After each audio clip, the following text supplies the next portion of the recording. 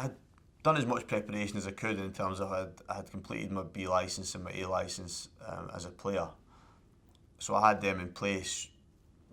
I always wanted to manage rather than coach. I know they're probably more of the same thing nowadays. I think there's certainly a greater onus on managers to coach as well. But at that time, I thought, no, I would rather have the leadership and responsibility of being a manager. As things panned out, the first opportunity I got post-playing was as a coach. And at that time, I thought, we'll take the opportunity. I don't know if I'll be any good at it. And I don't know if players will respond to what I do. And I don't know if I'll enjoy it. I don't think you know all these things until you're involved in it. I was surprised at how much I enjoyed it, the coaching aspect of it. Again, now I can look back and reflect upon that pathway I've had in coaching and management. And as much as I would have wanted to go in and be a manager from day one, I probably believed I could have done it. Undoubtedly, I don't think I would have been able to do this job that I'm in now without those experiences. I was lucky at Dumbarton because I got a lot of autonomy over training, so I more or less took all the training sessions, designed them and implemented them.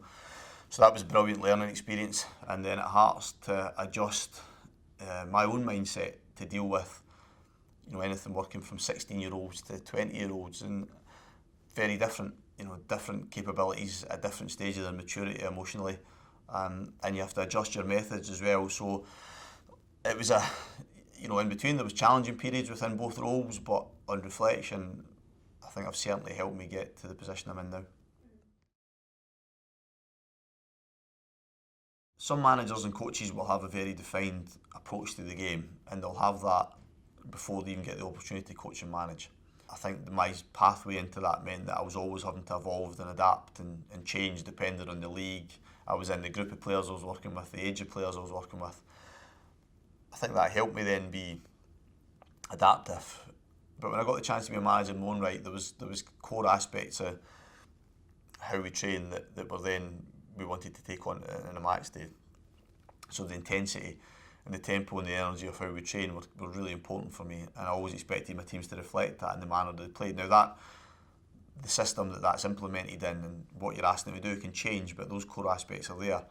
And as that's broadened out to even now, I kind of work with 4 principles. We look at how we defend, how we press, how we counter, and how we switch.